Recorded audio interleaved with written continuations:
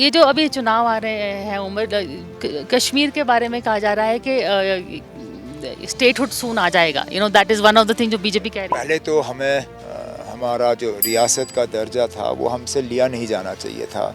हमें union territory बनाया गया तो किस लिए?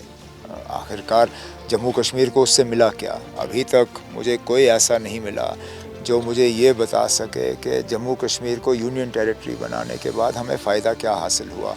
यहाँ तक के मतलब अगर आप सियासी तौर देखें तो बीजेपी ने कहीं पे भी इसका जिक्र भी नहीं किया था। चलिए 370 पे तो उन्होंने चुनाव लड़े थे, लेकिन यूनियन टेरिटरी का तो कोई मामला ही नहीं था।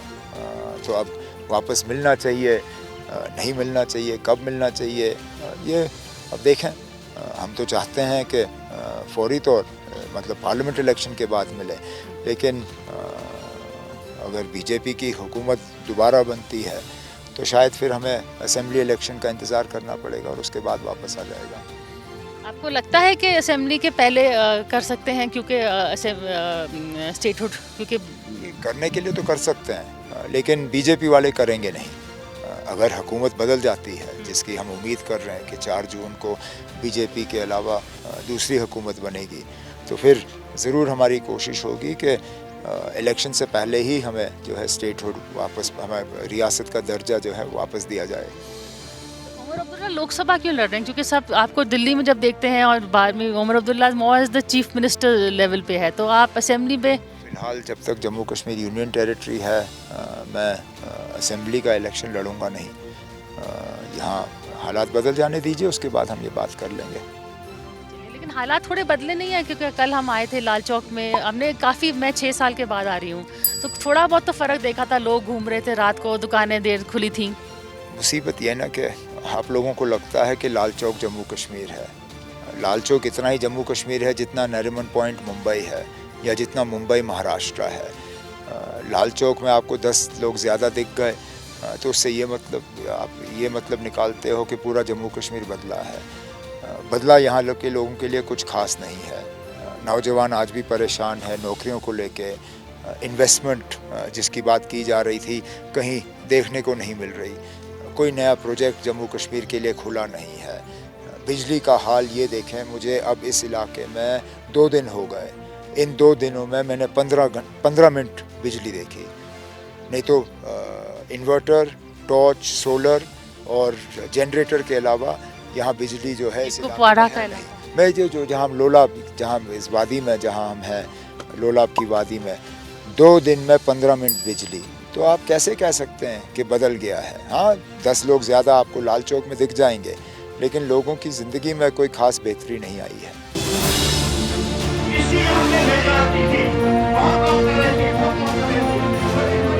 हमारे साथ हैं उमर अब्दुल्ला के दोनों बेटे, जो उनके साथ कैंपेन में उनकी मदद कर रहे हैं, जामिर और जाहिर। हम थोड़ी सी उनसे बात करते हैं। मैंने प्रॉमिस किया कि मैं ज़्यादा बातचीत नहीं करूंगी इनसे। तो एक आपसे पूछना था, ये आप उमर साहब के साथ कैंपेन में आ रहे हैं, तो आप क्या आपका भी क्या पॉलिटिकल ग्रूमिंग हो रही है एक तौर से? नहीं, ये पॉलिटिकल ग्रूमिंग बिल्कुल नहीं है। हम जहाँ भी उमर साहब को मदद कर सकते हैं हम उनको मदद कर रहे हैं। जो भी लीगल नोटिस आ रहे हैं हम उनको उसके साथ मदद कर रहे हैं, क्योंकि हम दोनों वकील हैं। दोनों वकील हैं, हाँ। हाँ हाँ जी, हम दोनों वकील हैं। तो वकील होने के नाते, ये वकील और राजनीति का बड़ा इस तरह का 36 का है, और नॉट 36 बट इट्स सिनर्जी है। वकालत और सियासत का जो ताल्लुक़ है वो हमेशा बिल्कुल जुड़े रहेगा। उनको सेपरेट नहीं कर सकते आप।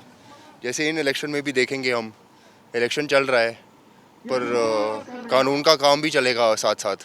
जैसे हम इलेक्शन ट्रेल में कल जा रहे थे उमर साहब के साथ और पार्टी के साथ, पर जब उमर साहब अपना भाषण दे रहे थे तो वहीं के वहीं हमें ईसी का नोटिस जो है या ईसी का रिप्लाई जो है वहीं के वहीं हमें करना पड़ा। तो जहाँ सियासत चल रही है वहाँ कानून उनके साथ दौड़ रहा है। ये तो जाहिर सी बात है, ये तो चलता रहेगा।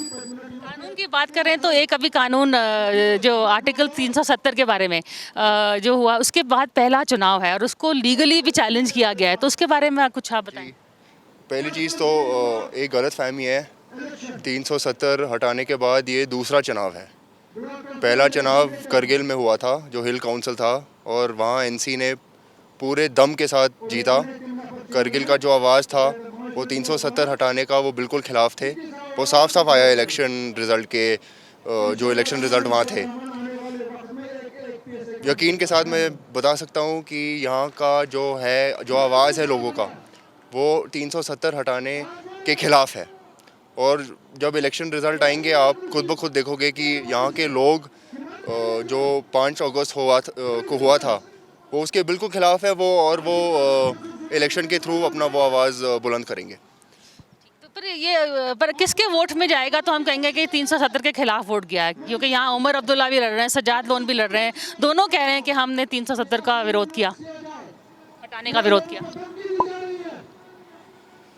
जहाँ तक कि मेरा समझ है इसमें, अगर आपको 370 हटाने के खिलाफ वोट करना है तो वो सिर्फ एक ही पार्टी मैदान में खड़ी है, और वो है नेशनल कॉन्फ्रेंस। सिर्फ एक पार्टी जिसने पूरे दम से 370 को लाने में मदद करी, वो आज सिर्फ 370 के लिए लड़ रहे हैं। अगर आप कोई भी जो भाषण या स्पीच सुने कोई भी दूसरे पार्टी के साथ, मैं नाम नहीं लेना चाहूँगा यहाँ पर एनसी के सवाए कोई भी 370 के लिए नहीं लड़ रहा, कोई भी लोगों के लिए नहीं लड़ रहे। इनके पीछे एक ही ताकत है। फिर से मैं नाम नहीं लूँगा, पर लोगों को समझ है, पूरा समझ है कि इनके पीछे सिर्फ एक ताकत है और वो उनके खिलाफ आवाज़ उठाएंगे। मैं ये पूरे यकीन के साथ कह सकता हूँ। जब इलेक्शन रिज़ल्ट आएगा सब पूरे देश को, पूरे मुल्क को ये दिखेगा कि 370 के खिलाफ यहाँ के लोग हैं, यहाँ की आवाम 370 के हटाने के खिलाफ है। और आप दोनों ने भी काम किया है कोर्ट में 370 हटाने के खिलाफ, जो मुकदमा था उन दोनों में आपने भी उसमें अपनी भूमिका निभाई है। तो और आगे भी जैसे मैंने कहा पहले, हमने 370 कोर्ट में लड़ा। हम आज यहाँ पर लोगों की बात सुनना चाह रहे हैं, अपनी बात डालना चाह रहे हैं जो लोगों के साथ हुआ था। और यहाँ पर ये जो हमारा कैंपेन है यहाँ नहीं ख़त्म होगा, ये चलते जाएगा। बहुत से लोग पूछ रहे हैं कि अब ये सुप्रीम कोर्ट ने जजमेंट दिया तो अब क्या। उमर साहब ने, पूरे पार्टी ने ये मुद्दा रखा है कि 370 के बारे में सुप्रीम कोर्ट ने बहुत बारी जजमेंट दिया है, तो ये फाइनल नहीं है। और मैं ये लोगों से बोलना चाहता हूँ कि ये 370 का फाइनल, ये अंत नहीं है। इसके ऊपर हम लड़ेंगे, अंत तक लड़ेंगे और कोई नहीं हमें रोक सकता। जो लोगों की ये लोगों के हकूक़ के बारे में है और हम ये वापस इंशाल्लाह वापस लाएंगे। जम्मू कश्मीर की नई पीढ़ी है और ये कह रहे हैं कि उम्मीद कायम है, अभी भी 370 के हटाने की लड़ाई लड़ेंगे और उनकी पार्टी उस लड़ाई में सबसे आगे है। लेकिन अब हम जाके सुनते हैं उमर अब्दुल्ला साहब का अभी हिज लेक्चर अभी वो देने वाले हैं अपनी रैली में, उनको जाके सुनते हैं।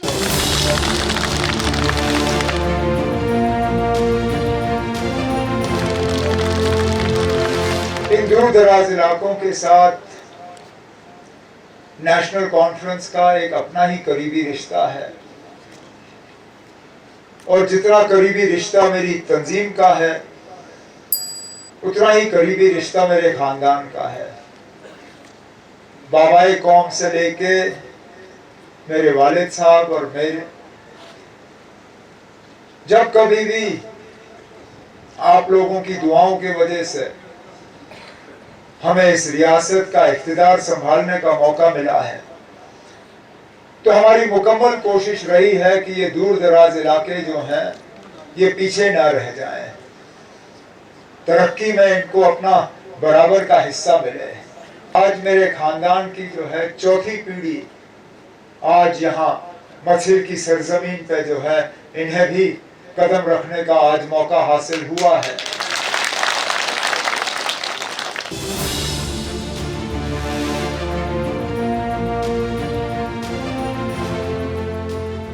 अभी हमने आपका भाषण सुना, इट वाज क्वाइट इंटरेस्टिंग। आपने, जो मुझे अच्छा लगा कि आपने जो अब्दुल्ला फैमिली का कनेक्ट है यहाँ के एरिया से, आपने उसके बारे में बताया। जो जैसे कि सोलर पैनल्स आए थे जब फारूक अब्दुल्ला मंत्री थे, आप भी इनसे मिलते हैं, तो क्या फारूक अब्दुल्ला फैमिली का कनेक्ट इस एरिया के साथ? हमारा तो इन दूर दराज इलाकों के साथ एक बहुत करीबी रिश्ता रहा है।